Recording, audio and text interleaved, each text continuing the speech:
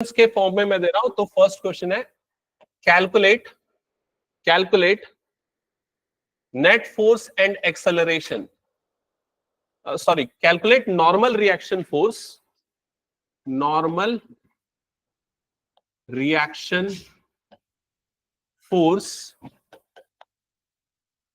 And acceleration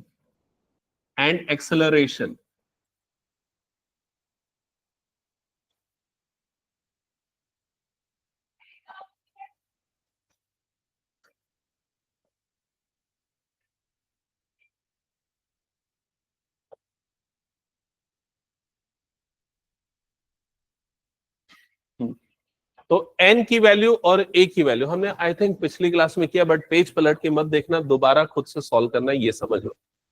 n की value normal reaction force और acceleration की वैल्यू फाइंड आउट करनी है इस ऑब्जेक्ट में जिसमें फोर्स अप्लाई हो रहा है F, जो कि एंगल थीटा पे अप्लाई हो रहा है।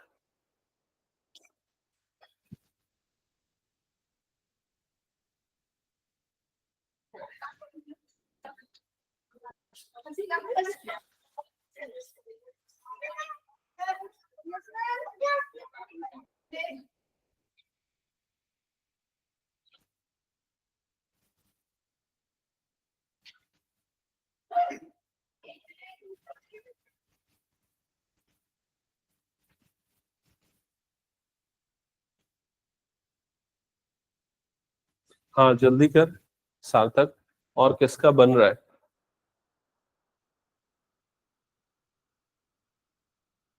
हो गया?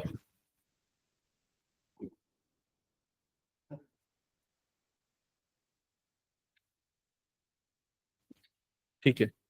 हाँ वैष्णवी, नहीं भव्य, इजी क्वेश्चन है, पिछले बार का किया हुआ है ना?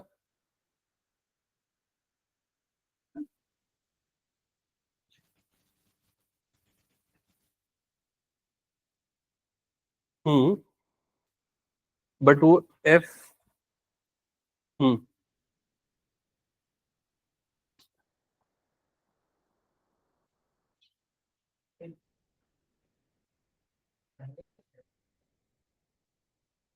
एक ही वैल्यू कुछ गड़बड़ कर रहे हो।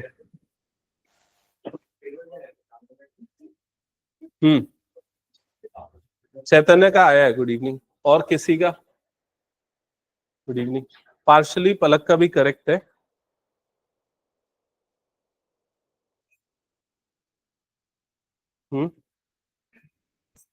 अब्सेंट नहीं, अब्सेंट थे लास्ट क्लास में। ओके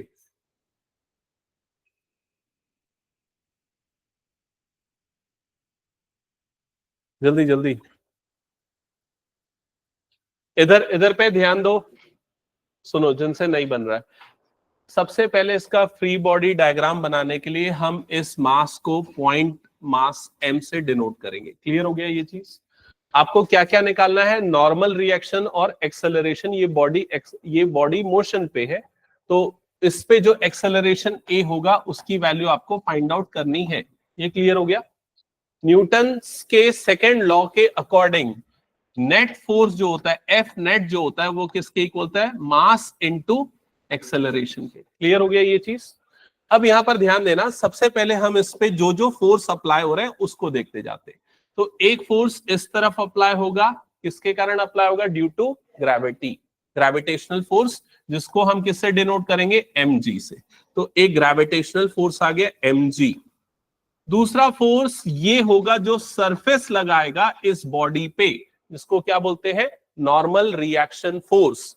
वो होगा सरफेस के परपेंडिकुलर यहां पर, जिसकी वैल्यू हो जाएगी n। यहां तक क्लियर हो गया? तीसरा जो फोर्स हम अप्लाई कर रहे हैं वो है ये फोर्स, जिसको हम डिनोट कर रहे हैं F से। और ये जो फोर्स F है, ये किस एंगल पे अप्लाई हो रहा है?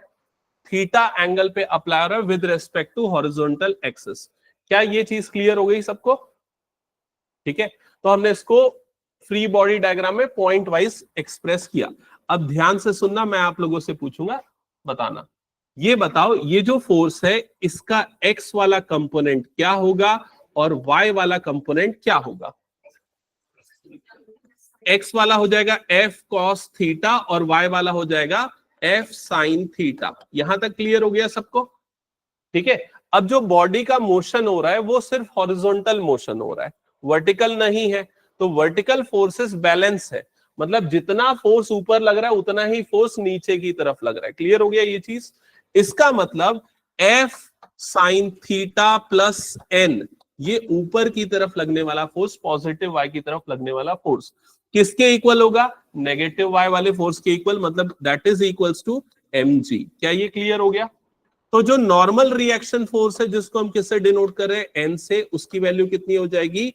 mg minus f sine theta. एक बार चेक करो, कंफर्म करो ये पलक सही आया था? ओके, ये आ गया नॉर्मल रिएक्शन फोर्स। नेक्स्ट आपको क्या निकालना है? एक्सेलरेशन। तो एक्सेलरेशन के लिए ना इस डायरेक्शन में, एक्स एक्सिस के डायरेक्शन में नेट फोर्स निकालो। तो एक्स एक्सिस के डायरेक्शन में कौन सा फोर्स अप्लाई हो रहा है? सिर्फ कौन सा है? m cos theta. तो नेट फोर्स जो होगा वो किसके इक्वल होगा? मास इनटू एक्सेलरेशन के। क्लियर हो गया ये चीज? ठीक है। और नेट फोर्स की वैल्यू क्या गिवन है यहां पर? f cos थीटा, क्योंकि एक्स एक्सिस के डायरेक्शन में यही वाला फोर्स लग रहा है। दैट इज इक्वल्स टू क्या हो जाएगा यहां पर? m into a। तो a की वैल्यू कितनी आ जाएगी यहां पर? f cos theta divided by m। ये हो जाएगा एक्सेलरेशन का वैल्यू। क्या ये क्लियर है? चेक करना। यही लिखा था क्या तुमने? हाँ, वो cos थीटा वाला कंपोनेंट नहीं लिखा था। क्या ये सबको क्लियर हो गया? एक बार चेक कर लो। ठीक है। अब देखो, ये हमने मेरे ख्याल से लास्ट टॉपिक यही किया था क्या लास्ट क्लास में? अगर याद होगा आप लोगों को तो लास्ट क्लास में शायद यही लास्ट टॉपिक था। इसी को स्टार्ट करते हुए, कनेक्ट करते हुए फिर हम अगला टॉपिक स्टार्ट करेंगे। तो नेक्स्ट लिखना, एक और क्वेश्चन मैं दे रहा हूं, क्वेश्चन नोट करना।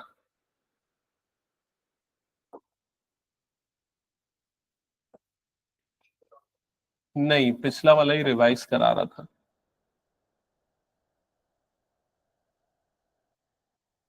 एक ये ब्लॉक है जिसका मास है 20 kg।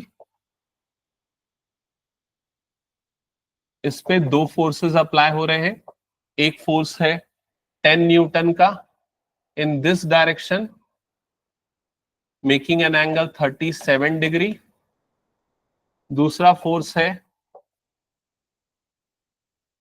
इस डायरेक्शन में, ये है 20 Newton, making an angle 53 degree, making an angle 53 degree. Find करना है आपको normal reaction force and acceleration. Normal reaction force and acceleration.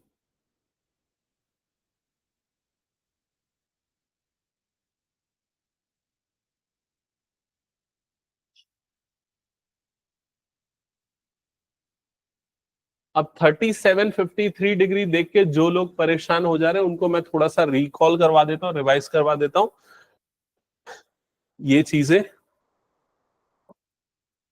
ये आपको नोट करके रखना है।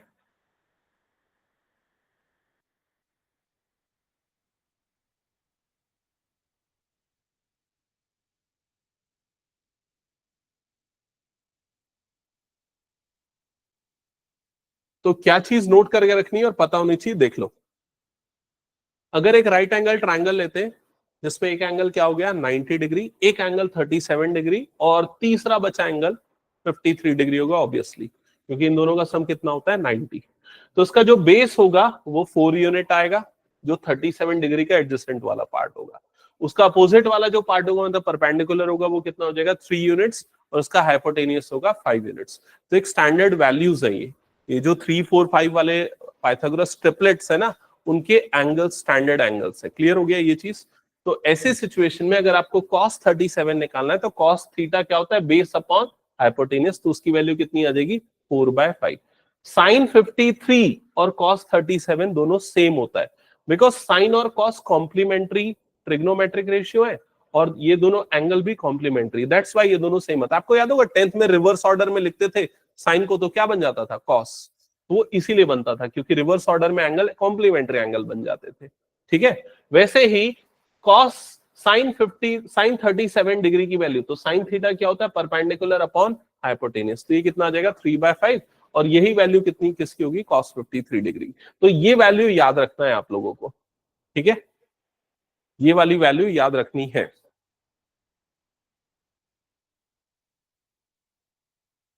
नॉर्मल रिएक्शन फोर्स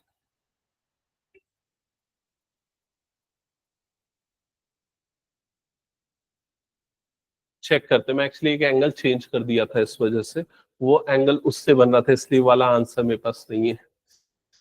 हाँ, तो ये वैल्यूज जिनका हो गया, एक बार इधर पे आगे देखना फिर कैसे बनाना है, इसको सॉल्व करना है। तो सबसे पहले हमने ये जो 20 केजी वाला मास है उसको यहां पर पॉइंट मास ले लिया, ठीक है।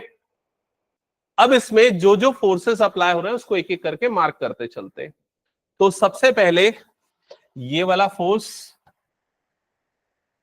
mg, ठीक है, ग्रेविटेशनल फोर्स। ये वाला फोर्स नॉर्मल रिएक्शन फोर्स, जिसको हम किससे डिनोट करेंगे, n से। तो ये दोनों फोर्सेस को पहले मार्क करते हैं। नीचे की तरफ आ गया ये mg, ऊपर की तरफ आ गया नॉर्मल रिएक्शन फोर्स जो हो गया n, ठीक है। बाकी दोनों एंगल्स जो है वो सर्टेन, बाकी दोनों फोर्स जो है वो सर्टेन एंगल्स पे बन रहे हैं। तो किन एंगल्स पे बन रहे हैं, तो ये फोर्स तो क्लियरली दिख रहा है 37 डिग्री के एंगल पे बन रहा है। ये हो गया 37 डिग्री के एंगल पे। फोर्स का मैग्नीट्यूड है 10 न्यूटन्स। और अगर इस फोर्स की बात करें तो ये फोर्स 20 न्यूटन्स का किस एंगल पे बन रहा है, तो डायरेक्शन देखो ये डाउनवर्ड्स जाएगा ना, इस तरीके का जाएगा डायरेक्शन। एंगल कितना बन रहा है इसका, 37 यहां पर, यहां पर 37 डिग्री। तो ये वाला जो एंगल होगा ये इस तरीके से बनेगा। तो ये वाला भी कितना हो जाएगा, 53। मतलब ये एंगल कितना बन जाएगा, 37 डिग्री। मतलब ये एंगल आ जाएगा आपका 37 डिग्री। एक बार चेक करो सबको क्लियर हो गया क्या ये 37, ठीक है। और इसका मैग्नीट्यूड आपको गिवन है 20 न्यूटन्स, क्लियर। अब देखते हैं इसके कंपोनेंट्स। तो ये जो 10 न्यूटन वाला फोर्स है, इसका एक्स एक्सिस में जो एक्स एक्सिस वाला कंपोनेंट होगा ये कंपोनेंट होगा। ये कंपोनेंट कैसे निकलेगा, 10 cos 37 डिग्री। समझ में आया, जिस तरफ एंगल बन रहा है उधर वाला कंपोनेंट चाहिए तो क्या लगाना है, cos। सार्थक, ये वाला कंपोनेंट क्या होगा, 10 न्यूटन का फोर्स जो इस तरफ लगाएगा, 10 sin 37 डिग्री। क्लियर हो गया ये चीज। सिमिलर वे में 20 न्यूटन का फोर्स का जो ये एक्स वाला कंपोनेंट होगा वो क्या हो जाएगा, 20 cos 37 डिग्री। और ये वाला कंपोनेंट होगा 20 sin 37 डिग्री। ये क्लियर हो गया। अब नॉर्मल रिएक्शन फोर्स निकालने के लिए इन दोनों का जो सम है वो किसके इक्वल हो जाएगा, इन दोनों के सम के इक्वल हो जाएगा। तो यहां पर आ जाएगा n plus 10 sin 37 degree is equal to mg plus 20 sin 37 degree. Okay, तो मैं अभी वैल्यू नहीं पुट करता, सीधे इसको इधर शिफ्ट कर देता हूं। तो यहां पर कितना हो जाएगा, mg एज इट इज रहेगा 20 sin 37 माइनस 10 sin 37। मतलब क्या बन जाएगा ये 10 sin 37 डिग्री। ये किसकी वैल्यू आ गई, n की वैल्यू हो गई। अब लास्ट में हम वैल्यू पुट करते हैं। तो m की जगह पे मास कितना दिया हुआ है 20, g acceleration due to gravity ले रहे हैं 10, प्लस ये हो गया 10। साइन 37 की वैल्यू कितनी होती है, 3/5। तो यहां पर आ गया 3/5। तो ये 5 1 सा 5 2 सा, तो कितना आ जाएगा 200 प्लस 6। तो ये आ गया 206 न्यूटन नॉर्मल रिएक्शन फोर्स। कितने बच्चों का ये सही आ गया था, ओके गुड, ठीक है। एक्सेलरेशन भी आ गया, हाँ। एक्सेलरेशन निकालने के लिए जो आपका नेट फोर्स है, ये वाला जो नेट फोर्स है एफ नेट, इसको हम किसके इक्वल कर देंगे, मास इनटू एक्सेलरेशन। तो यहां mass into acceleration is equal to net force. तो इन दोनों का सम कितना आ जाएगा, 30 cos 37 डिग्री। समझ में आ गया। cos 37 डिग्री की वैल्यू देखो कितनी है, 4/5। तो ये आएगा 30 इंटू 4/5। 5 1 जा 5 6 जा, ये कट जाएगा, 6 4 जा कितना हो जाएगा 24। तो m into a is equal to 24। तो a की वैल्यू कितनी आ जाएगी 24/20, जो कितना आएगा 1.2 मीटर पर सेकेंड स्क्वायर। समझ में आ गया क्या। आगे बढ़े नेक्स्ट टॉपिक की तरफ। चलो नेक्स्ट लेते हैं। अब हम normal force with in the block calculate करेंगे। तो इसको ये एक डेरिवेशन शॉर्ट ऑफ भी समझ लो या क्वेश्चन के फॉर्म में लिख लो। क्वेश्चन लिखो, find the normal reaction force, find the normal reaction force, normal reaction force, bracket में लिख लेना capital N, between the blocks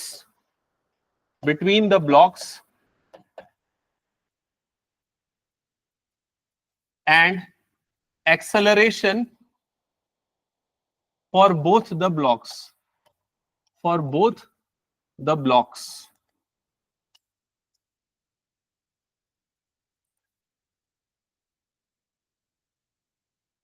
तो एक सरफेस कंसीडर कर लो और यहां पर दो मासेस कंसीडर कर लो, m1 और ये वाला मास को ले लो m2। दोनों कनेक्टेड ब्लॉक्स है और इस पे एक फोर्स अप्लाई हो रहा है F, इस पे एक फोर्स अप्लाई हो रहा है F, जिसके कारण ये दोनों ब्लॉक्स मोशन पे हैं और एक एक्सेलरेशन जनरेट हो रहा है A। ठीक है,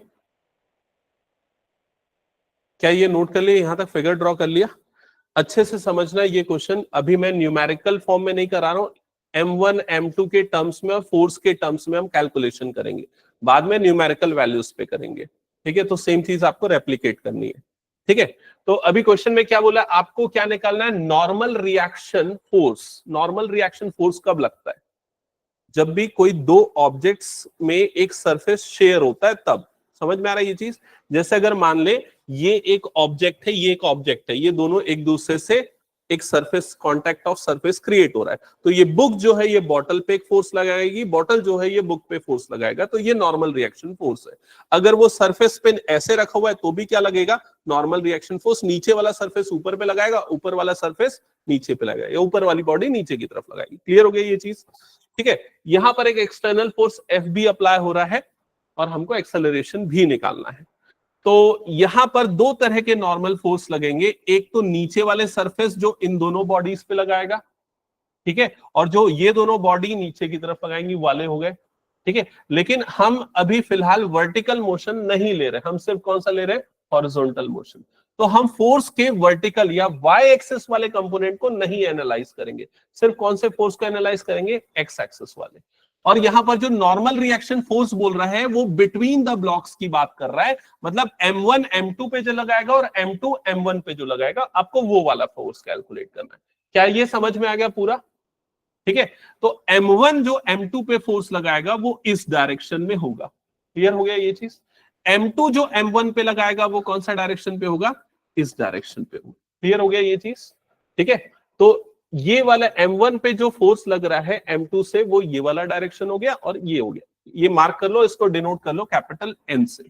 और ये दोनों force opposite direction but equal in magnitude होंगे, opposite in direction but equal in magnitude. यहां तक हो गया? ओके, अब देखो ध्यान से समझना, हम दोनों मासेस के लिए फ्री बॉडी डायग्राम बनाते हैं।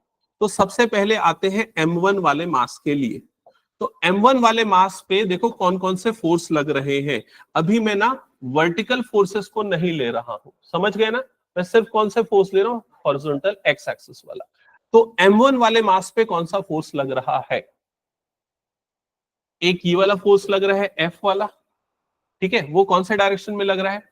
इस डायरेक्शन में, positive direction of x axis, जिसको हम किससे डिनोट कर देते हैं? इससे डिनोट कर देते हैं F से। समझ में आ गया ये चीज? दूसरा फोर्स किस पे कौन सा लग रहा है? कैपिटल N, जो कौन सा फोर्स है? नॉर्मल रिएक्शन फोर्स, जो किसके कारण लग रहा है? इस वाले ब्लॉक के कारण। किस डायरेक्शन में लग रहा है? इस डायरेक्शन में लग रहा है। तो ये वाला फोर्स को हमने किससे डिनोट कर दिया? N से। क्या ये समझ में आ गया सभी को? ठीक है, अब इसके कारण, अब यहां तक हो गया ना सबका? ध्यान से सुनना, अब ये बॉडी मोशन पे है ना? तो इसका जो नेट फोर्स होगा वो कैसे निकलेगा? इसका मास इनटू एक्सेलरेशन। तो ये वाला इसका नेट फोर्स कितना होगा? मास इनटू एक्सेलरेशन, मतलब कितना आ जाएगा ये? m1 इंटू ए। क्या ये समझ में आ गया? ठीक है, तो ये m1 इंटू ए जो फोर्स है वो किसके इक्वल होगा? ये वाले नेट फोर्स के इक्वल होगा।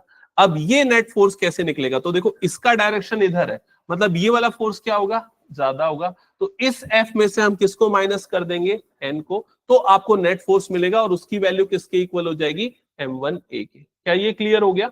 तो जो F नेट है, F net that is equals to, यहां पर क्या हो जाएगा? Capital F minus N normal reaction force, और F नेट की जगह पे यहां पर क्या आ जाएगा? m1a आ जाएगा। तो m1a इज इक्वल टू क्या हो जाएगा यहां पर? F minus capital N। क्या ये चीज समझ में आ गई? इसको हम इक्वेशन नंबर दे देते हैं 1, जो पॉइंट मास m1 पे लगा। ठीक है, अब ऐसा ही इवैल्यूएशन हम m2 के लिए भी करते हैं। अब ये लेते हैं पॉइंट मास m2। अब m2 पे कौन कौन सा फोर्स लग रहा है बताओ ध्यान से। यहां पर गलती होने का चांस है, देखो यहां एक ही फोर्स लग रहा है m2 पे। वो कौन सा है? Normal reaction force n। समझ में आया कि नहीं? नॉर्मल रिएक्शन फोर्स n और उसका डायरेक्शन कौन सा है? Towards the positive direction of x axis. तो यहां एक ही फोर्स लग रहा है, normal reaction force n। Clear? Body motion पे है तो इसका जो नेट फोर्स होगा वो कितना होगा? जैसे यहां पर हमने निकाला ना m1 इंटू ए, तो इसका मास कितना है? m2। ये भी उसी एक्सेलरेशन से डिस्प्लेसमेंट हो रहा है उसका, वो भी क्या हो जाएगा? a। तो इसका भी नेट जो फोर्स होगा वो कितना आ जाएगा? m2 इंटू ए। क्या ये क्लियर हो गया? तो ये दोनों फोर्सेस क्या हो जाएंगे? Equal net force. मतलब m2a की वैल्यू किसके इक्वल हो जाएगी? यहां पर n की इक्वल हो जाएगी। और इसको हम कंसीडर कर लेते हैं इक्वेशन नंबर 2। ठीक है, समझ में आएगी चीज? अब n की इस वैल्यू को यहां पर पुट कर दो। n की जो वैल्यू हमने इक्वेशन 2 में निकाली उसे इक्वेशन नंबर 1 में रख दो। इक्वेशन नंबर 1 में रखोगे तो ये m1a is equal to f minus n की जगह पे क्या आ जाएगा? m2a। क्या ये क्लियर हो गया? m2a माइनस m2a को इधर भेज दो तो लेफ्ट साइड में क्या आ जाएगा? m1a plus m2a that is equals to क्या आ जाएगा यहां पर? Capital F। समझ में आ गया ये चीज? अब दोनों में से देखो क्या कॉमन निकलेगा। ये a है, मैं a लिखना भूल गया। दोनों से क्या कॉमन निकल जाएगा? a। क्या बच जाएगा यहां पर? m1 plus m2 that is equals to F। तो यहां से आपको a की वैल्यू मिल जाएगी। a की वैल्यू कितनी आ जाएगी? F upon m1 plus m2। ये आ जाएगा इसका एक्सेलरेशन। दोनों बॉडी का सेम एक्सेलरेशन होगा। समझ में आ गया ये चीज? तो स्टार्टिंग में अगर आप देखोगे, हम स्टार्टिंग पोजीशन एकदम फिर से देखना, नेट फोर्स लगा रहे थे हम F। ठीक है, और अगर दोनों बॉडी को एक साथ मान लिया जाए तो दोनों को मिला के मास कितना हो रहा था? m1 plus m2। और हमें पता है F इज इक्वल टू क्या होता है? m इंटू ए होता है। तो A इज इक्वल टू कितना हो जाएगा? F बाय m हो जाएगा। समझ में आएगी नहीं? तो अगर आपको नेट एक्सेलरेशन चाहिए तो वो क्या होगा? Total force divided by total mass, जो कितना आ गया? m1 bye m1 plus m2। समझ में आया कि नहीं ये चीज? तो आप इसको डायरेक्टली भी कर सकते हो, लेकिन अगर आपको नॉर्मल रिएक्शन फोर्स निकालने बोलता है तो आपको ये फ्री बॉडी डायग्राम बना के करना पड़ेगा, क्योंकि इससे आपको एक्सेलरेशन तो मिल जाएगा लेकिन नॉर्मल रिएक्शन नहीं मिलेगा। तो नॉर्मल रिएक्शन निकालने के लिए जो आपने ए की वैल्यू निकाली है उसको वापस यहां इक्वेशन नंबर 2 में डाल दो, जिससे आपको कैपिटल एन मिलेगा, जो बिटवीन द बॉडीज क्या हो जाएगा? नॉर्मल रिएक्शन फोर्स हो जाएगा। क्लियर हो गया ये चीज? तो capital N is equal to कितना हो जाएगा? m2 इंटू ए, और a की वैल्यू क्या है? F upon m1 plus m2। तो यहां पर n इज इक्वल टू हो जाएगा m2f divided by m1 plus m2। ठीक है, normal reaction force between the bodies. अरे प्लस है बीच में, m1 प्लस m2। ठीक है,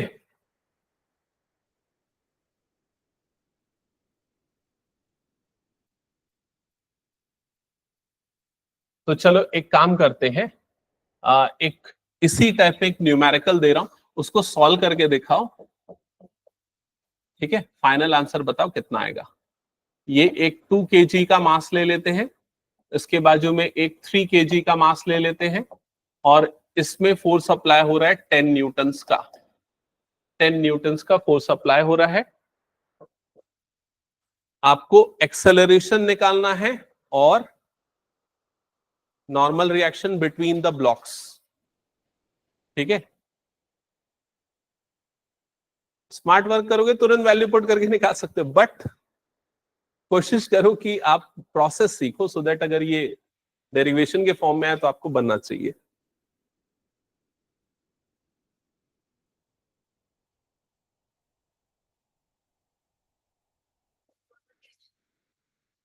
नॉर्मल रिएक्शन 6,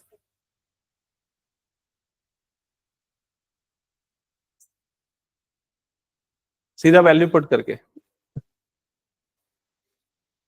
चलो ठीक है, ये कर लोगे ना, लेकिन ये वाला डेरिवेशन ये बताओ।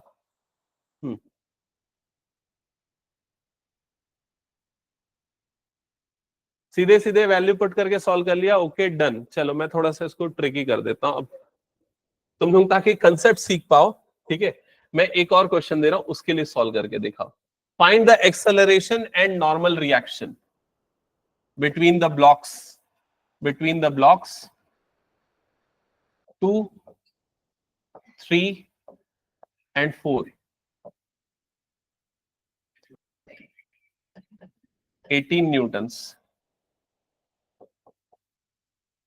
हाँ, तो एक्सेलरेशन तो हो जाएगा, normal reaction between the blocks, तो यहां दो नॉर्मल रिएक्शन मिलेंगे ना।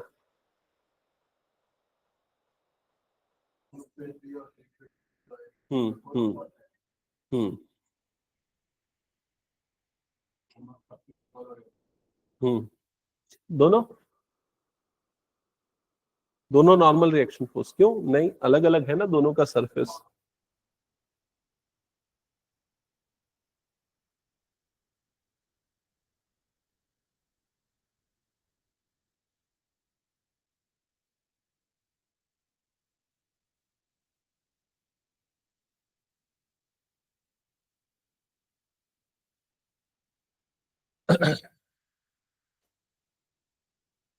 देखो, जो फाइनल एक्सेलरेशन आएगा वो आपको पता है, लेकिन उसको फ्री बॉडी डायग्राम बना के चेक करो और नॉर्मल रिएक्शन भी निकालो। फाइनल एक्सेलरेशन कितना आने वाला बताओ पहले। 2 यूनिट्स, क्योंकि F अपॉन तीनों मासेस का सम m1 plus m2 plus m3, तो यहां पर आ जाएगा ये 18 अपॉन तीनों का सम आएगा 9, तो ये आ जाएगा 2 मीटर पर सेकेंड स्क्वायर। ठीक है, नॉर्मल रिएक्शन फोर्स जो अप्लाई होगा वो देखो कैसे होगा। ये वाला सरफेस यहां पर जो फोर्स लगाएगा वो कितना हो जाएगा N1, ये इस पे लगाएगा वो भी कितना होगा N1। समझ रहे हो ना ये चीज। सिमिलर वे पे ये वाली बॉडी इस पे जो फोर्स लगाएगी उसको हम क्या लेंगे N2, ये बॉडी इस पे जो फोर्स लगाएगी वो भी कितनी हो जाएगी N2। ठीक है, अब बनाओ इसके लिए फ्री बॉडी डायग्राम तीनों पार्ट्स के लिए और देखो क्या होगा। सबसे पहले 2 kg वाले मास के लिए आते हैं, तो 2 kg वाले मास पे दो फोर्सेस अप्लाई हो रहे हैं। एक फोर्स अप्लाई हो रहा है 18 न्यूटन्स का, positive direction of x axis, और दूसरा फोर्स अप्लाई हो रहा है N1, जो किधर अप्लाई हो रहा है negative direction of x axis, N1। ठीक है, और इसका जो नेट फोर्स होगा, नेट फोर्स ये 2 kg वाला मास है ना, तो उसका जो नेट फोर्स होगा वो कितना हो जाएगा m इंटू ए, m इंटू ए मतलब कितना आ जाएगा 2a, जो कि इस डायरेक्शन में होगा। क्लियर हो गया ये चीज। तो F नेट की जो वैल्यू होगी, मतलब यहां पर से अगर देखा जाए 18 minus N1 is equal to कितना आ जाएगा 2a। एक बार चेक करो ये समझ में आया कि नहीं। 18 इस डायरेक्शन में, N1 इस डायरेक्शन में, तो net force 18 minus N1 that is equals to कितना आ जाएगा 2a। सेकेंड वाले ब्लॉक के लिए अगर देखोगे जिसका मास है 3 kg, उस पे दो फोर्स लग रहे हैं और दोनों फोर्स नॉर्मल रिएक्शन फोर्स है। N1 वाला नॉर्मल रिएक्शन फोर्स कौन से डायरेक्शन में है, पॉजिटिव x। N2 वाला नॉर्मल रिएक्शन फोर्स कहां पर है, नेगेटिव x। और मास इनटू एक्सेलरेशन से अगर निकालोगे तो ये कितना हो जाएगा, मास 3 एक्सेलरेशन a, मतलब ये कितना आ गया 3a। तो यहां पर नेट फोर्स जो होगा वो आ जाएगा N1 minus N2, N1 minus N2, इसकी वैल्यू किसके इक्वल आ जाएगी 3a। क्लियर हो गया ये चीज। लास्ट वाला जो ऑब्जेक्ट है जिसका मास है 4 kg, उस पे कौन सा फोर्स लग रहा है? सिर्फ N2 अप्लाई हो रहा है, सिर्फ N2 जो 3 kg वाला मास इस पे अप्लाई हो रहा है, N2 वो इस डायरेक्शन में अप्लाई हो रहा है N2, और mass into acceleration m into ए, मास इसका 4 है, मतलब कितना आ जाएगा 4a। तो यहां पर N2 की वैल्यू कितनी आ जाएगी 4a। क्लियर हो गया ये चीज। अब अगर चाहो तो सीधे सीधे इन तीनों इक्वेशंस को ऐड कर दो 1, 2 एंड 3, जिससे आपको एक्सेलरेशन मिल जाएगा। एक्सेलरेशन मिला तो यहां पर वैल्यू पुट कर दो, जिससे n1 और n2 की वैल्यू मिल जाएगी। ऐड करोगे तो देखो क्या होगा, ये -n1 प्लस n1 कटेगा, -n2 प्लस n2 कटेगा, इधर पे आ गया 18 और राइट साइड पे 2a 3a 4a, मतलब कितना आ जाएगा ये 9a। तो a की वैल्यू आ जाएगी 18/9, मतलब क्या आ गया 2 metre per second square, 2 metre per second square.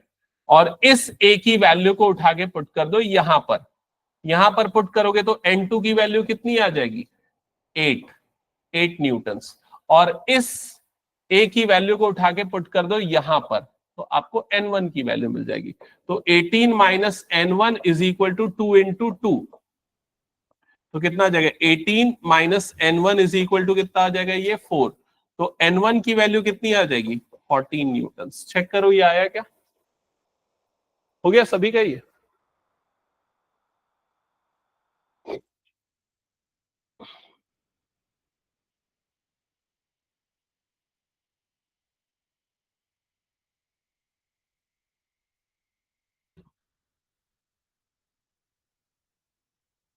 हटा दो इसको फिर मैं।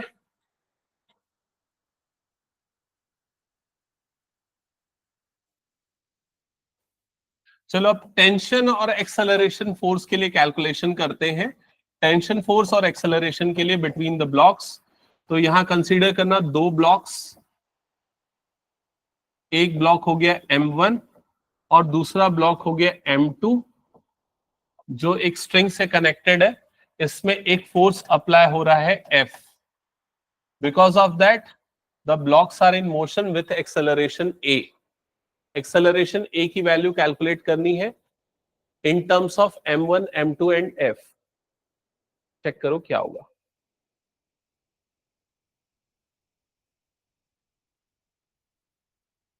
और टेंशन फोर्स T की वैल्यू भी निकालनी इन द स्ट्रिंग।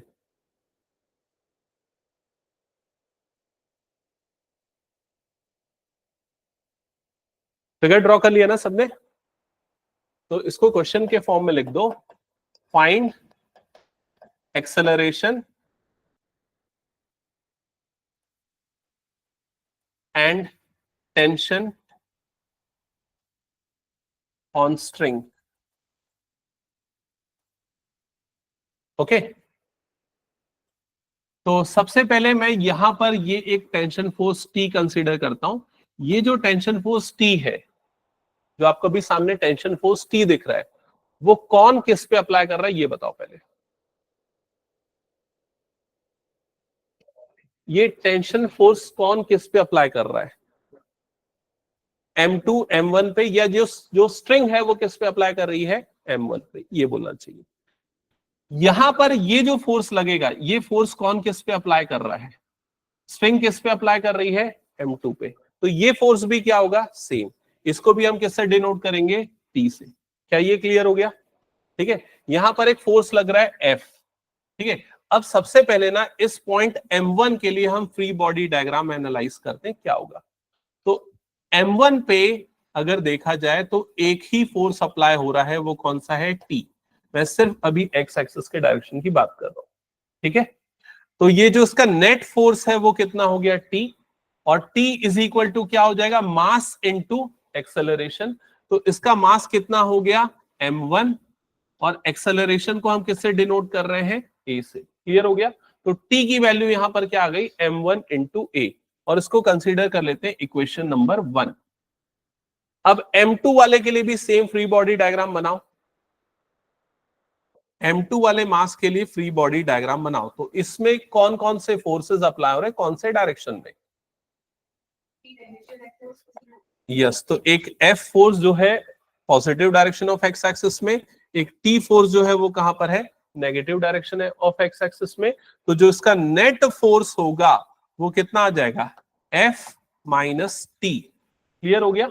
और नेट फोर्स किसके इक्वल हो जाएगा, मास इंटू एक्सेलरेशन, मतलब किसके इक्वल आ जाएगा, m2 इंटू ए के। क्या ये चीज समझ में आ गई सार्थक, कहीं कुछ problem? Net force F minus T हो गया जो मास इंटू एक्सेलरेशन के इक्वल हो गया। अब T की वैल्यू देखो, आपने इक्वेशन 1 पे जो निकाली थी उसको यहां पर पुट कर दो, तो क्या हो जाएगा, F minus m1a is equal to क्या हो जाएगा, ये m2a। क्या ये क्लियर हो गया? इसको इधर भेज दो तो F इज इक्वल टू कितना आ जाएगा, ये m1 plus m1a plus m2a। दोनों से क्या कॉमन निकल जाएगा, a, तो क्या बन जाएगा, ये m1 प्लस m2। तो a की वैल्यू कितनी आ जाएगी, F upon m1 plus m2। Clear हो गया। तो नेट एक्सेलरेशन जो होगा या जो टोटल एक्सेलरेशन होगा वो क्या हो जाएगा, net force divided by total mass, दोनों मासेस का सम। ठीक है। अब आपको टेंशन फोर्स निकालना है, टी निकालना है, तो टी निकालने के लिए क्या करोगे, ये वाली वैल्यू को पुट कर दो इक्वेशन नंबर 1 में। तो टी की वैल्यू यहां पर कितनी आ जाएगी, m1 into F upon m1 plus m2। ये आ गया टेंशन फोर्स टी। क्या ये क्लियर हो गया सभी का? चलो एक क्वेश्चन लो, सॉल्व करो, फिर ये हो गया तो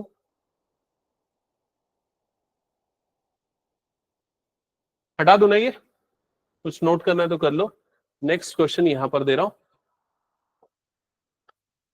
find tension and acceleration for the blocks 2 kg, 1 kg and 3 kg, और यहां पर फोर्स अप्लाई हो रहा है 6 न्यूटन का।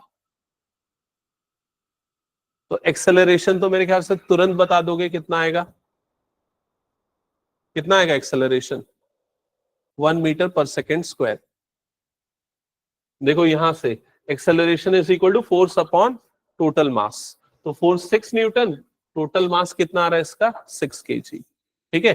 टेंशन कैलकुलेट करो इन बोथ द स्ट्रिंग्स, दोनों स्ट्रिंग में टेंशन कैलकुलेट करो। हाँ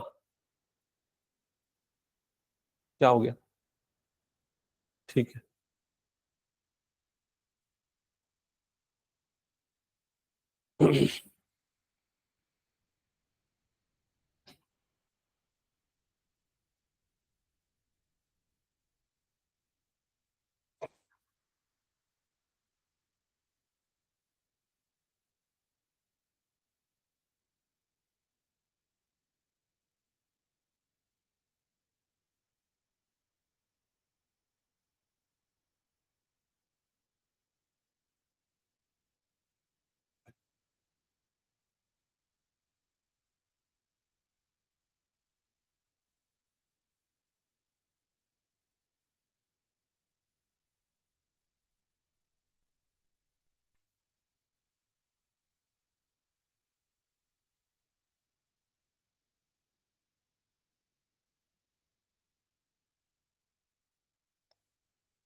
हाँ दोनों स्ट्रिंग में अलग अलग टेंशन फोर्स होगा। T1 ये वाला हो जाएगा इस स्ट्रिंग का टेंशन फोर्स, T2 ये वाले स्ट्रिंग का टेंशन फोर्स हो जाएगा। ओके, सबसे पहले अगर आप लोग यहां से स्टार्ट करो 2 kg वाले पॉइंट मास से, तो 2 kg वाले पॉइंट मास में सिर्फ एक ही फोर्स अप्लाई हो रहा है, वो कौन सा अप्लाई हो रहा है, T1, अगर आपने इसको T1 लिया हुआ तो। ठीक है, तो T1 इज इक्वल टू क्या हो जाएगा, m इंटू ए, मतलब ये कितना बन जाएगा 2a। समझ में आया 2a क्यों आया, मास इंटू एक्सेलरेशन।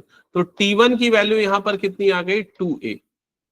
फिर 1 kg वाले मास पे आते, ये 2 kg वाले मास पे थे, 1 kg वाले मास पे। सार्थक बता 1 kg वाले मास पे कौन कौन से फोर्स लग रहे हैं? तो T2 कौन से डायरेक्शन में और T1 कौन से डायरेक्शन में? T2 है positive direction of x axis और T1 कहां पर है, negative direction of x axis. तो जो नेट फोर्स होगा इसका मोशन इस तरफ है, तो नेट फोर्स कैसे निकलेगा, T2 माइनस T1, तो ये हो जाएगा T2 minus T1 that is equals to mass into acceleration, तो 1 इंटू ए कर देंगे, तो ये कितना आ जाएगा ए। क्या ये क्लियर हो गया?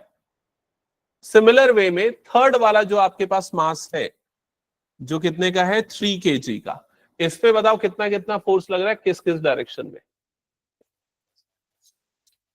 एक 6 न्यूटन्स का पॉजिटिव एक्स में और एक T2 टेंशन फोर्स जो कि नेगेटिव एक्स, तो जो नेट फोर्स होगा वो कितना हो जाएगा 6 minus T2 that is equal to m into A, mass into acceleration, mass into acceleration मतलब 3 इंटू ए, मतलब ये कितना हो जाएगा 3a।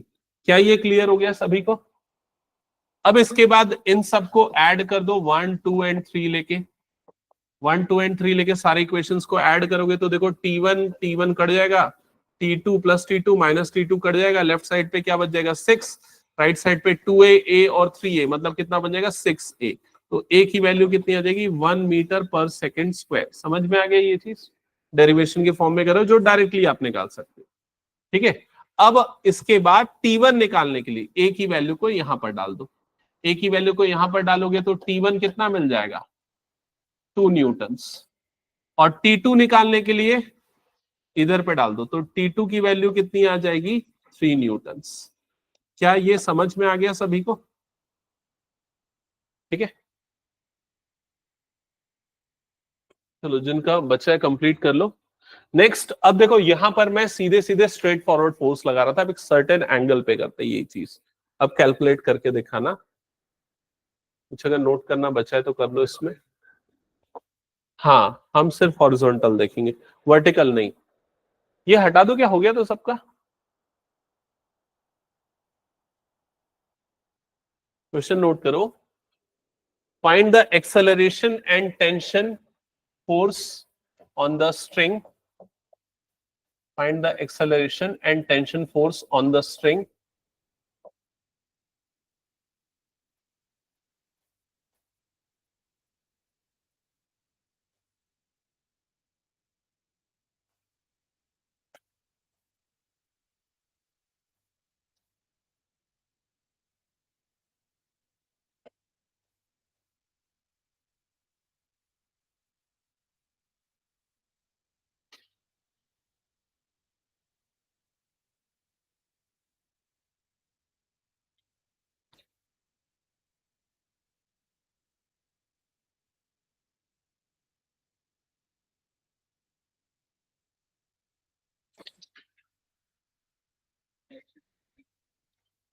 हाँ, टेंशन और एक्सेलरेशन फोर्स।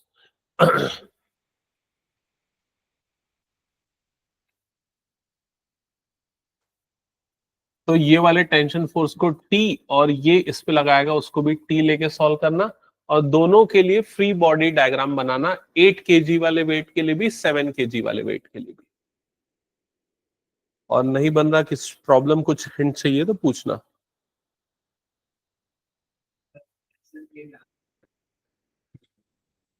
एक्सेलरेशन 1 और टेंशन 8, ओके चेक कर लेते हैं एक बार। जिसका नहीं बना इधर पे देख लो। 8 kg वाले मास के लिए देखें तो इस पे एक ही फोर्स अप्लाई हो रहा है, टेंशन फोर्स T, जो T की वैल्यू किसके इक्वल हो जाएगी m इंटू ए के, तो यहाँ पर T इज इक्वल टू हो जाएगा 8a, है ना। ये आ गया इक्वेशन नंबर 1। अब आते हैं दूसरे मास के लिए जो है 7 kg का, जिसपे दो फोर्स लग रहा है, एक तो नेगेटिव एक्स की तरफ T और एक फोर्स सर्टेन एंगल पे लग रहा है, और वो एंगल है 60 डिग्री का। तो यहां पर ये वाला एंगल हो गया 60 डिग्री का, और ये फोर्स का मैग्नीट्यूड है 30 न्यूटन, है ना 30 न्यूटन।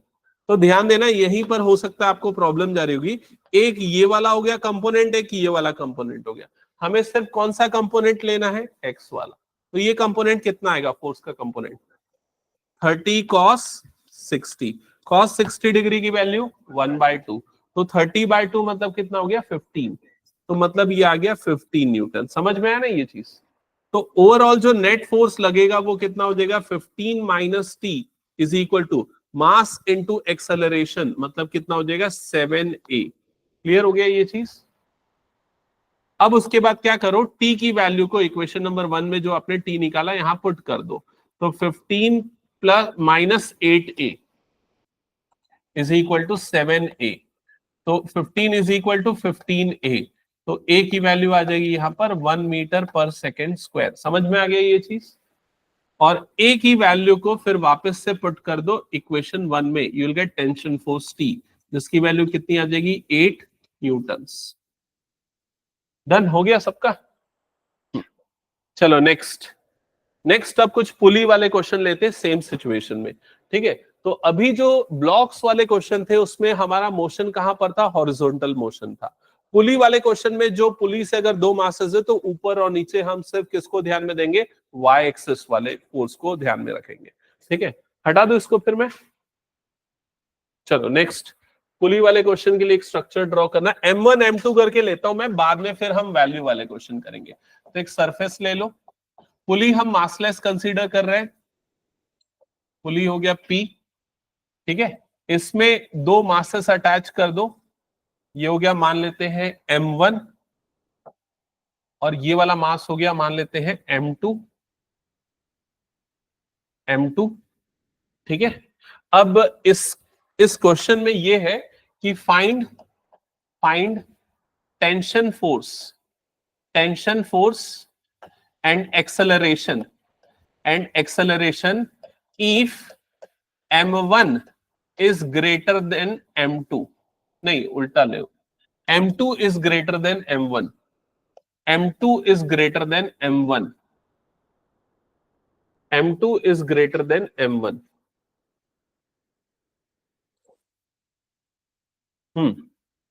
तो M2 is greater than M1 वाली अगर आप कंडीशन ले रहे हो, मतलब क्लियरली पता चल रहा है इसका मास ज्यादा है, मतलब जो मोशन होगा उसका इस डायरेक्शन में होगा, नेगेटिव वाई के डायरेक्शन में, और इसका मोशन कहां पर होगा, पॉजिटिव वाई की तरफ। समझ में आ गई ये चीज? तो अगर इसके लिए एक्सेलरेशन देखा जाए इस वाले मास के लिए, तो वो किस तरफ होगा, नीचे की तरफ। इस वाले मास के लिए एक्सेलरेशन कहां पर होगा, ऊपर की तरफ। क्लियर हो गया? एक्सेलरेशन की बात कर रहे हैं हम, जो निकालना है हमें क्वेश्चन में। टेंशन फोर्स की बात करें तो स्ट्रिंग इस मास पे जो टेंशन अप्लाई करेगी वो कैपिटल टी है, जो कि इस डायरेक्शन में होगा, और ये जो मास है ये स्ट्रिंग पे जो फोर्स अप्लाई करेगा वो भी कैपिटल टी होगा। ठीक है, जो इस डायरेक्शन में होगा। हमने मासलेस पुली ली है, मासलेस पुली है मतलब पूरी पुली में जो पूरे स्ट्रिंग में जो टेंशन फोर्स होगा वो सेम होगा पूरे के पूरे स्ट्रिंग में। ठीक है, तो मतलब यहां पर भी टेंशन फोर्स जो लगेगा वो टी होगा, ये वाला भी टेंशन फोर्स कितना होगा, टी होगा। क्या यहां तक क्लियर हो गया? ठीक है, और कोई सा फोर्स इसमें जो हम कंसिडर करेंगे, ग्रेविटेशनल फोर्स, क्योंकि ग्रेविटेशनल फोर्स यहां पर इसके वर्टिकल मूवमेंट को अफेक्ट करेगा। तो इसको लेंगे M2G और इसको क्या ले लेंगे, M1G। क्या यहां तक क्लियर हो गया सभी को? ठीक है, अब सबसे पहले हम एक काम करते हैं, मास M2 के लिए पहले स्टार्ट करते हैं। मास M2 के लिए, तो मास M2 पे जो 2 फोर्सेस अप्लाई हो रहे हैं कौन कौन से हैं? एक है डाउनवर्ड डायरेक्शन में, जो कौन सा हो गया, M2G, और एक अपवर्ड डायरेक्शन में जो कितना है, कैपिटल T। क्लियर हो गया ये चीज? अब मास का डायरेक्शन किस तरफ है, ये वाला M2 ग्रेटर है मतलब डाउनवर्ड डायरेक्शन में है, मतलब ये वाला जो फोर्स होगा वो ग्रेटर होगा किससे, T से। तो इन दोनों का जो डिफरेंस है वो क्या बनेगा, नेट फोर्स। ठीक है, तो M2G minus T will be your net force, और नेट फोर्स कैसे निकलेगा, मास इनटू एक्सेलरेशन। तो इसका मास कितना है, M2, और एक्सेलरेशन क्या है, A, तो that is equals to M2A। क्या ये चीज समझ में, एक बार कंफर्म करो सभी, यहां तक क्लियर हो गया? यही एनालिसिस M1 वाले के लिए भी करो, यही एनालिसिस मास M1 के लिए भी करो। तो यहां पर ये हो गया T, यहां पर आ गया M1G। हाँ बताओ क्या लिख रहे हो इक्वेशन? हाँ क्या लिखा, T माइनस M1G। अब यहां पर हम लिखेंगे T माइनस M1G, क्योंकि अब इसका मोशन किस डायरेक्शन में है, ऊपर की तरफ, तो ये वाला फोर्स ज्यादा होगा, तो T माइनस क्या हो जाएगा, ये M1G। That is equal to mass into acceleration, मतलब क्या आ जाएगा m1 इंटू ए, जो उसका एक्सेलरेशन है। क्या यहां तक क्लियर हो गया सभी को? इसको इक्वेशन नंबर 1 ले लो, इसको इक्वेशन नंबर 2 ले लो। अब आपको t की वैल्यू चाहिए और a की वैल्यू चाहिए। पहले a की वैल्यू निकालते हैं। तो a की वैल्यू निकालने के लिए क्या करेंगे, दोनों इक्वेशंस को ऐड कर लेंगे। ऐड करने से देखो सीधे सीधे ये माइनस टी और ये प्लस टी कट जाएगा, समझ गए ना?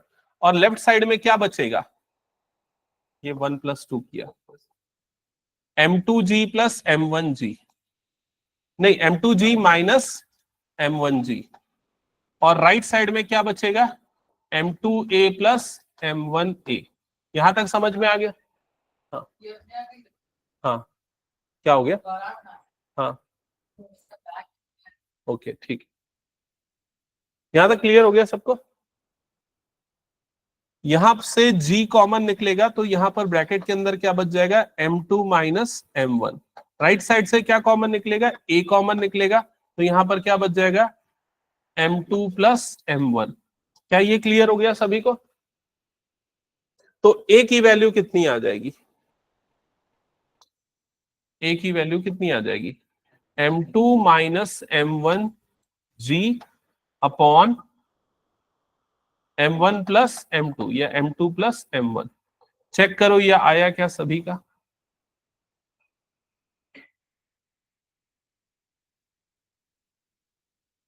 हो गया सभी का यहां तक? हम्म,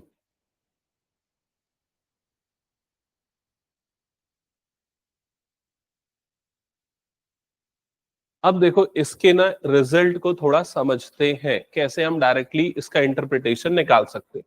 मान लेते हैं कि यहां पर लगा है 6 kg का वेट, यहां पर लगा है 2 kg का वेट।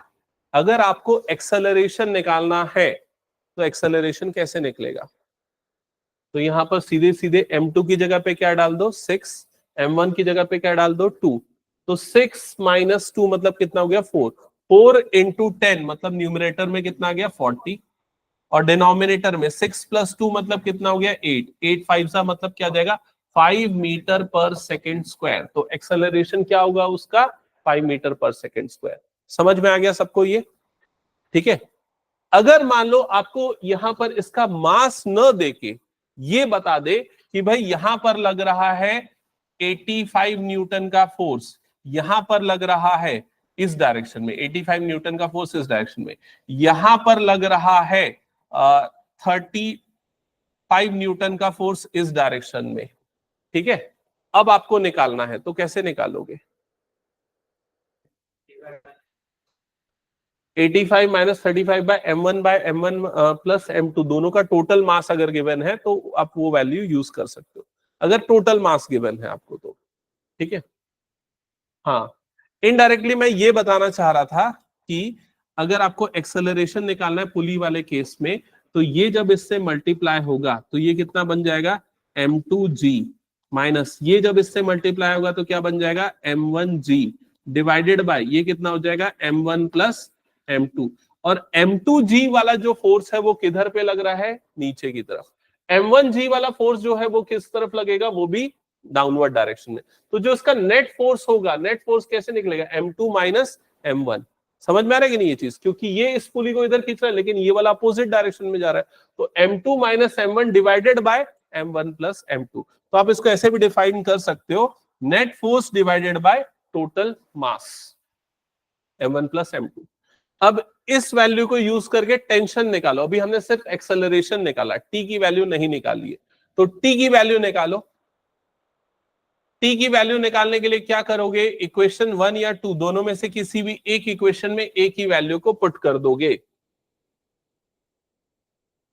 ये वाली कर सकते हो कोई भी वैल्यू को। इसी को पुट कर देते हैं इक्वेशन नंबर 1 में। इक्वेशन नंबर 1 में ए की इस वैल्यू को पुट कर दो तो कितना हो जाएगा, ये m2g minus T is equal to m2a। तो a की जगह पे आ जाएगा यहां पर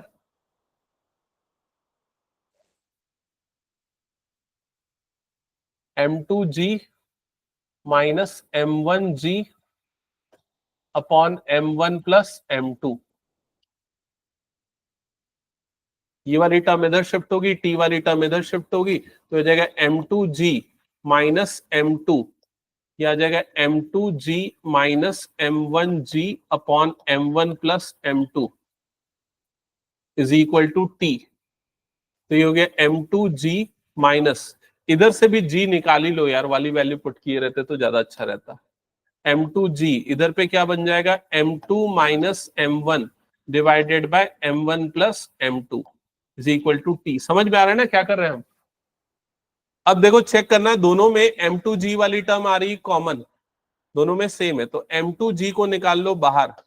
m2g अगर बाहर निकलेगा तो यहां पर क्या बच जाएगा 1 माइनस, यहां पर क्या बच जाएगा m2 minus m1 divided by m1 plus m2 that is equal to T. एक बार चेक करो यहां तक समझ में आ रहा है ना? जो हमने ए की वैल्यू को निकाली उसको इक्वेशन नंबर 1 में पुट किया और सिंप्लीफाई किया। अरेंज करो, फाइनली बताओ क्या आ रहा है।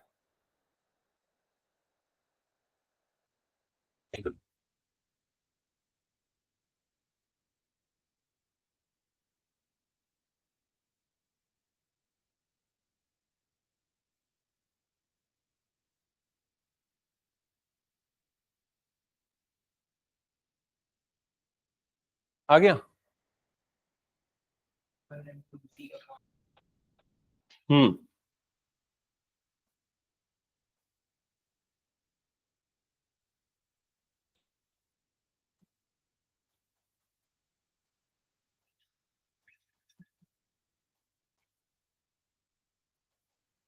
ऐसा हो जाएगा, एलसीएम लोगे तो ये टर्म इधर जाएगी, ये माइनस के कारण ये नेगेटिव और ये पॉजिटिव होगा, है ना? फिर उसके बाद m2 और इधर पे m2 कट जाएगा, plus m2 minus m2 cut जाएगा, तो यहां पर क्या बचेगा m1 प्लस m1 जो क्या बन जाएगा 2m1, 2m1 m2, तो ये हो जाएगा 2m1 m2 g divided by m1 plus m2 that is equals to t, tension force. एक बार चेक कर लो, किसी को डाउट है तो पूछ लो इसमें।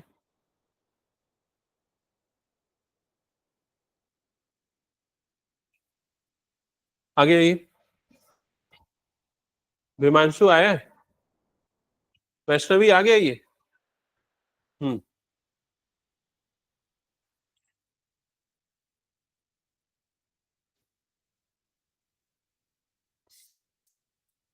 अच्छा एक क्वेश्चन देता हूँ, एक बार चेक करना वो बनेगा कि नहीं। सिर्फ मुझे एक्सेलरेशन बताना, टेंशन बिटवीन द स्ट्रिंग वो आप लोग कैलकुलेट कर लेना बाद में, ठीक है? मान लेते हैं यहां पर आ गया 5 kg का एक मास, यहां पर आ गया एक 2 kg का मास, उसके नीचे आ गया एक 4 kg का मास। 5 kg, 2 kg and 4 kg। Acceleration क्या होगा इसका? एक्सेलरेशन कॉपी में लिखो, अभी सिर्फ कॉपी में लिखो, बोलना मत। एक्सेलरेशन क्या होगा?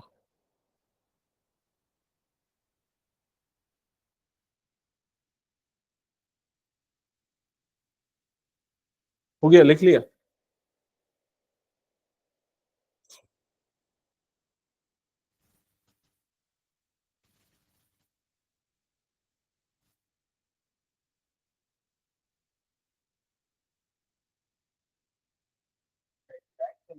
अभी हमने यही डिराइव किया ना। हम्म, हम्म, इस टाइप का क्वेश्चन अभी मैंने दिया है, न्यूमेरिकल में दिया है।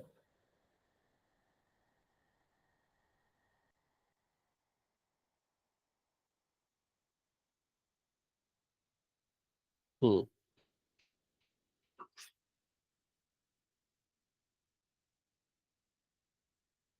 तुम लोगों का भी सेम बुक है ना नूतन का?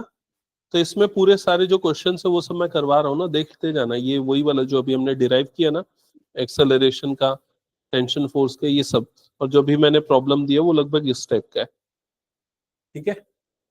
ये पेज नंबर 246 पे है, चेक कर लेना।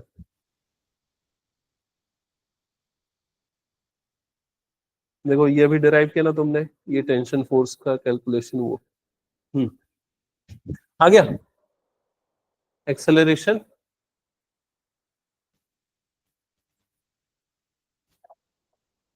और किसने किसने लिखा है?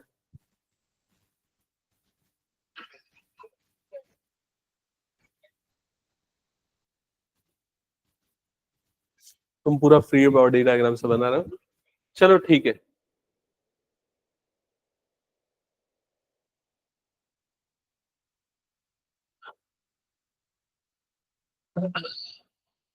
एक मिनट इधर पे ध्यान देना। एक काम करते हैं, पहले तो ना हम इस चीज को थोड़ा एनालाइज करते हैं।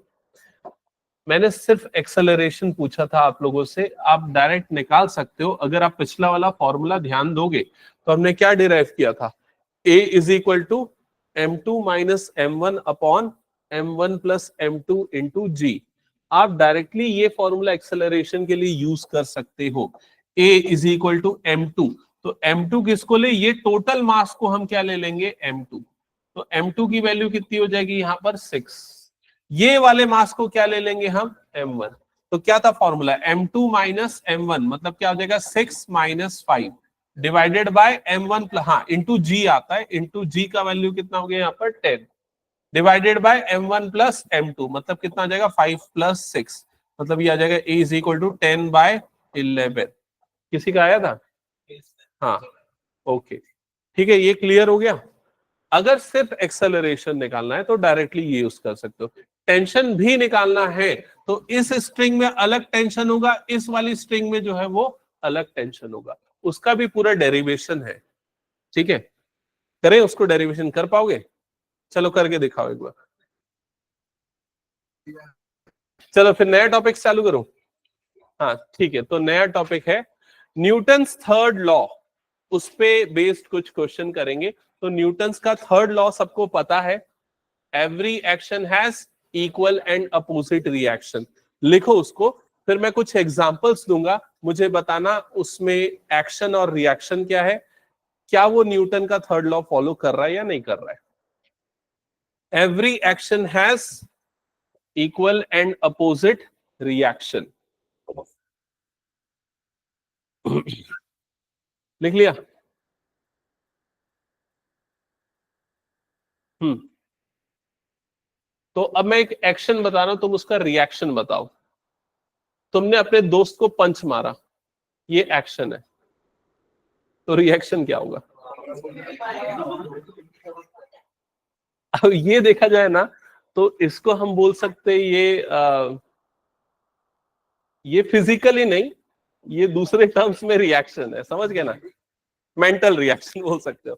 मैं फिजिकल रिएक्शन की बात कर रहा हूं, फिजिक्स में जो अप्लाई हो रहा है उसके हिसाब से। अगर तुमने उसे पंच मारा तो तुम्हारे हाथ में उसके बॉडी का रिएक्शन जो आया वो फिजिक्स का रिएक्शन है। अगर तुमने एक पत्थर को पंच मारा तो क्या पत्थर तुमको पंच मारेगा? नहीं मारेगा।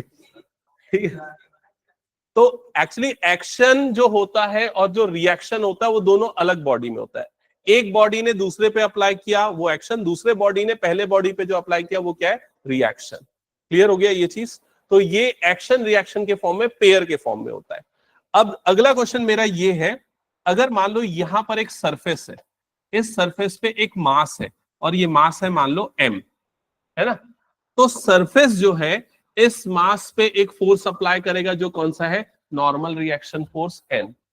इस मास पे एक और फोर्स अप्लाई होगा जो किस पे, जो किसके कारण, ग्रेविटी के कारण, जो क्या हो गया m इंटू जी।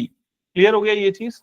ये रेस्ट पोजीशन पे है, इक्विलिब्रियम पे है, तो ये दोनों फोर्स आपस में क्या होंगे, इक्वल। तो n इज इक्वल टू क्या होगा, mg। दोनों फोर्स इक्वल है, दोनों अपोजिट डायरेक्शन में है। तो क्या ये सिचुएशन न्यूटन के थर्ड लॉ को फॉलो करती है? यस और नो बताओ, यस और नो बताओ। तो इसका आंसर है नो। इसका भी आंसर है नो। इसका आंसर क्यों नो है समझना, क्योंकि ये m इंटू जी वाला फोर्स, ग्रेविटेशनल फोर्स किस पे लग रहा है, बॉडी पे। नॉर्मल रिएक्शन फोर्स किस पे लग रहा है, बॉडी पे। दोनों फोर्स उसी पे लग रहा है। लेकिन जब मैंने स्टार्टिंग में बताया एक्शन रिएक्शन कब होता है, जब ये बॉडी पे लगाए, जब ये जो बॉडी जो है वो किस पे लगाए, सरफेस पे, और सरफेस किस पे लगाए, बॉडी पे। समझ में आ रही है ये चीज? तो कई बार मैंने ये भी बताया, देखो याद करो, ये जो आपका बॉडी है ये किस पे फोर्स लगाएगा, सरफेस पे भी फोर्स लगाएगा। वो वाला फोर्स जो है वो कितना होगा, N होगा। उसको हम नहीं लेते थे फ्री बॉडी डायग्राम में। क्यों नहीं लेते थे? क्योंकि फ्री बॉडी डायग्राम में हम सिर्फ उन्हीं फोर्स को लेते हैं जो बॉडी पे लगते हैं। बॉडी किसी दूसरे पे लगाती है, उस फोर्स को हम एनालाइज नहीं करते। समझ में आएगी नहीं ये चीज? थोड़ी देर पहले अगर आपको याद होगा, हमने ऐसे वाले ब्लॉक्स लिए थे, इसमें हमने वो चीज फॉलो की थी। ये बॉडी इस पे फोर्स लगा रही है N, ये बॉडी इस पे फोर्स लगा रही है, वो क्या है, N। समझ में आएगी नहीं? वो एक्शन रिएक्शन फोर्स था। वो laws of motion, third law of motion जो है उसको फॉलो कर रहा था। क्लियर? तो थर्ड लॉ ऑफ मोशन को समझने के लिए कुछ सर्टेन रूल्स है जो आपको दिमाग में रखने पड़ेंगे ताकि आप समझ पाओ। तो रूल नंबर 1 लिखना। Rule number 1, action reaction force pair, action reaction force pair acts on different bodies, acts on different bodies, acts on different bodies, acts on different bodies। ठीक है? एक ना साइकोलॉजिकली एक बुक बहुत अच्छी लिखी गई है इसके ऊपर, द सीक्रेट करके। सुना है क्या तुम लोगों ने कभी? उसकी एक डॉक्यूमेंट्री भी है, द सीक्रेट। वो इसी लॉ पे बेस्ड है लेकिन साइकोलॉजिकली। मतलब एक मूवी आई थी ना शाहरुख खान की, बहुत फेमस वाली, जिसमें एक डायलॉग है अच्छा सा, अगर तुम दिल से किसी चीज को पाना चाहो तो पूरी कायनात वाला। समझ में है कि नहीं? वो यही एक्शन रिएक्शन है। जैसे अगर मान लो ये मास है, मास जो है इस पे फोर्स लगा रहा है ना, इस पे फोर्स लगा रहा है, तो ये भी इस पे फोर्स लगा रहा है। समझ में आया कि नहीं? तो इस चीज का भी रिएक्शन है। उसी तरीके से ग्रेविटेशनल फोर्स हम ये देखते हैं ना, मान लो अगर कोई चीज यहां पर रखी हुई है तो अर्थ इसको ग्रेविटेशनल फोर्स लगा रहा है, तो ये भी अर्थ पे ग्रेविटेशनल फोर्स लगा रहा है, लेकिन वो इतना नेग्लिजिबल होता है कि वो पता नहीं चलता है। समझ में आई ये चीज? तो वो जो बुक है ना, द सीक्रेट, उस बुक में भी यही बताया, अगर किसी चीज को तुम बहुत ज्यादा सोचोगे उसके बारे में, तो वही चीज, वो चीज भी तुम्हारे बारे में सोची होगी या अट्रैक्शन होगा। It is like that. तो एक डॉक्यूमेंट्री 1 घंटे की, उसको देखना, बहुत सारे उसमें केस स्टडी भी उसने बताया है। ठीक है? वो इसी पे बेस्ड अगर देखा जाए तो। हाँ, तो पहला पॉइंट मैंने क्या बताया, action reaction force acts on different bodies. Different body मतलब समझ गए ना, ये बॉडी सरफेस पे लगा रही है, सरफेस इस बॉडी पे लगा रहा है। क्लियर? ठीक है? हाँ करेक्ट, मैं वही एग्जांपल जस्ट अभी बताने वाला था।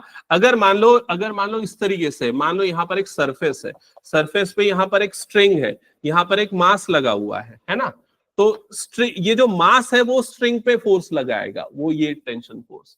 ठीक है? स्ट्रिंग जो है वो मास पे लगाएगा, तो वो टेंशन फोर्स थी। याद है? इसीलिए हम ऐसा टी 2 बार क्यों लेते थे? क्योंकि दोनों टेंशन फोर्स है, इक्वल है, अपोजिट डायरेक्शन में। एक बार मास स्ट्रिंग पे लगा रहा है, एक बार स्ट्रिंग मास पे लगा रहा है। क्लियर हो गया ये चीज? तो फोर्सेस हमेशा पेयर के फॉर्म में आते हैं। सेकेंड पॉइंट लिखना, एक्शन रिएक्शन फोर्स, हाँ सेकेंड पॉइंट, सेकेंड रूल है, action reaction force pair are of same nature. Action reaction force pair are of same nature. Action reaction force are of same nature. इसका मतलब क्या हुआ? देखो, starting में मैंने तुम लोगों को कि ये एग्जांपल दिया था, ये मास m हो गया है ना, इस पे एक नॉर्मल फोर्स लग रहा है n, इस पे एक ग्रेविटेशनल फोर्स लग रहा है mg। तो क्या ये न्यूटन के थर्ड लॉ को फॉलो करता है? तो आपने बोला नहीं, आप लोगों ने हाँ बोला था, लेकिन बाद में समझ गए क्यों नहीं। ठीक है? हाँ, अब उसका एक और कारण, ये दूसरा रूल भी है। दूसरा रूल, ये वाला जो फोर्स है इसका नाम क्या है? Normal reaction force. ये वाला कौन सा फोर्स है? Gravitational force. दोनों अलग नेचर ऑफ फोर्स है। तो ये तभी लगता है जब सेम नेचर ऑफ फोर्स होते, जैसे कि इस एग्जांपल में दोनों में क्या लग रहा था? Tension force. यहां पर दोनों में कौन सा लगेगा? Normal reaction force. तो आपने सेकंड पॉइंट लिखा, action reaction force pair are of same nature. Third point लिखो, force always exist in pair. Force always exist in pair. तो ये जो दोनों फोर्सेस हैं वो पेयर के फॉर्म में अप्लाई होंगे। ठीक है? तो इसके लिए ना आप सिर्फ ये 2 डायग्राम बना के रख लो ताकि आपको ये चीज क्लियर रहे। जो अभी हमने किया था, जैसे कि एक मान लो एक मास ले लो m, ठीक है, और यहां पर एक एरो बना दो, यहां पर एक एरो बना दो। ये एरो दो फोर्सेस को बता रहे, दोनों कौन सा फोर्स है, टेंशन फोर्स। ये टेंशन फोर्स दोनों की वैल्यू T हो गई, है ना। अब ये वाला टेंशन फोर्स कौन किस पे लगा रहा है बताओ, ये वाला टेंशन फोर्स कौन किस पे लगा रहा है, स्ट्रिंग किस पे लगा रहा है, मास पे। ठीक है, तो लिख लो force by string on mass, on mass m, और ये होगा force by mass m on string.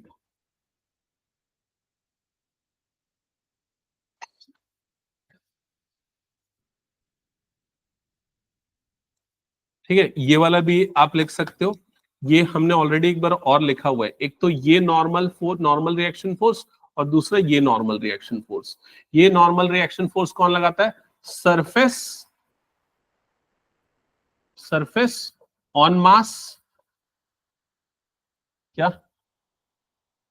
Mass on surface,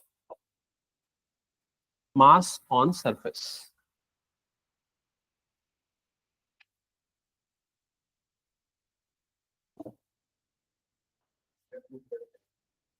क्या हो गया,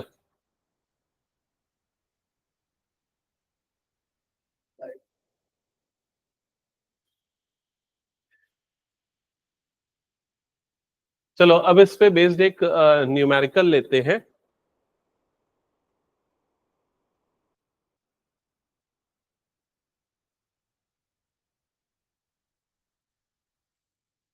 एक एक क्वेश्चन नोट करो। A monkey of mass 20 kg, a monkey of mass 20 kg, a monkey of mass 20 kg is climbing up in the rope, in the rope. A monkey of mass 20 kg is climbing up in the rope with acceleration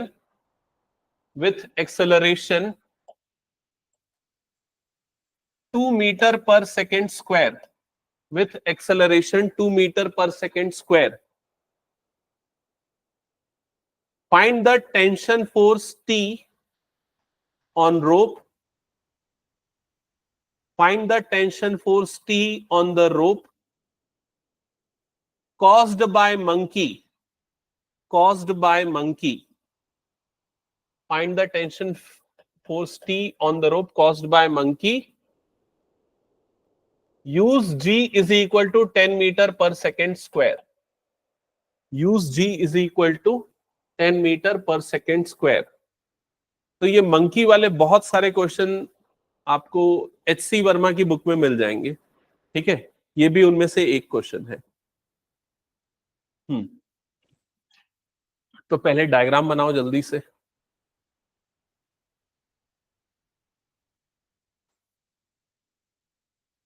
तो मान लेते ये surface हो गया, इससे ये रोप attached है और इस पे एक मंकी है, वो क्लाइंब कर रहा है। ठीक है, और इसका मास गिवन है 20 kg।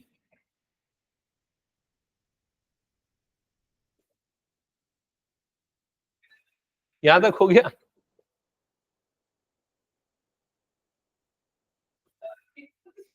हाँ चलो अब इसमें एनालिसिस करो।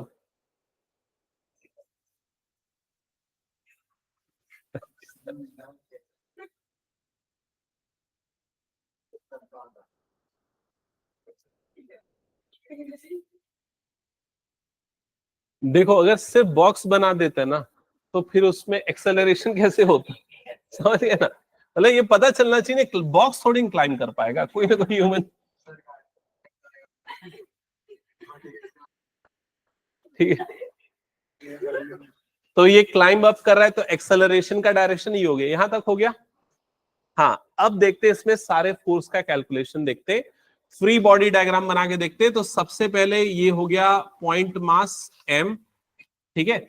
अब इसमें एक जो फोर्स अप्लाई हो रहा है इस डायरेक्शन में, ग्रेविटेशनल फोर्स, वो कितना हो जाएगा mg, ठीक है।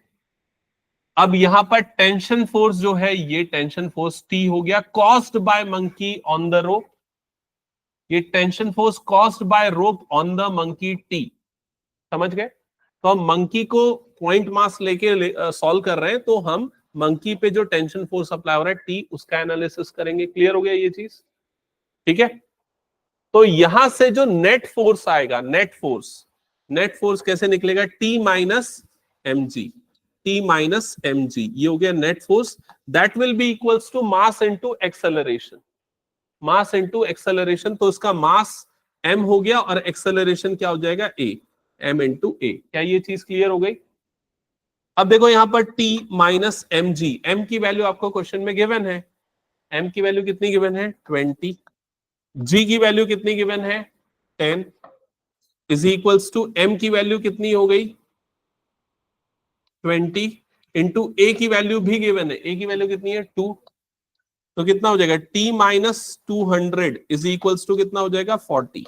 तो T की वैल्यू कितनी हो जाएगी 240 न्यूटन्स, T की वैल्यू कितनी हो गई 240 न्यूटन्स। समझ में आया क्या ये चीज, ठीक है। अब इसमें देखो अलग अलग कॉम्बिनेशन बन सकते हैं। क्या क्या कॉम्बिनेशन बन सकता है समझना। मान लो ये बोल देगा कि इस रोप का जो मैक्सिमम टेंशन फोर्स कैपेसिटी है वो 200 न्यूटन का है। अगर ये मंकी इस पे इंक्लाइन करता है ना, इस पे चढ़ रहा है, तो क्या वो रस्सी टूटेगी या नहीं टूटेगी, इस टाइप का क्वेश्चन हो सकता है। तो आपको क्या कैलकुलेट करना पड़ेगा, आपको टेंशन फोर्स कैलकुलेट करना पड़ेगा। अगर वो थ्रेशोल्ड से ज्यादा है तो रस्सी ब्रेक हो जाएगी, अदरवाइज नहीं होगी।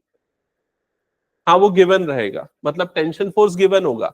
या ऐसा भी बोल सकता है कि टेंशन फोर्स इसका इतना है, ये बताओ कि उसको किस एक्सेलरेशन से चलना चाहिए सो दैट वो रस्सी ब्रेक नहीं होनी चाहिए और सेफली इंक्लाइन कर जाए। एक आध दो ऐसा क्वेश्चन, चलो नोट करो। आखिरी एक क्वेश्चन करते हैं, एक आखिरी क्वेश्चन, इसको सॉल्व कर लो फिर एंड करते हैं। क्वेश्चन है, consider a monkey of mass 80 kg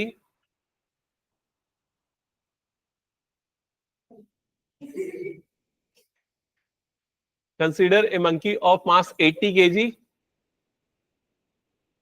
is climbing up in the rope, is climbing up in the rope with acceleration a, with acceleration a, with acceleration a. The maximum tension force of rope, the maximum tension force of the rope is 1000 Newton, is 1000 Newton. Force on the rope is 1000 Newton. Find the value of A, find the value of A so that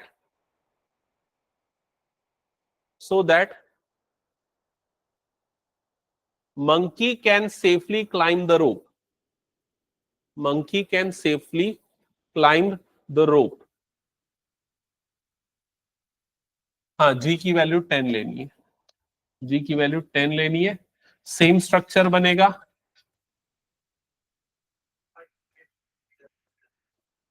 yes correct.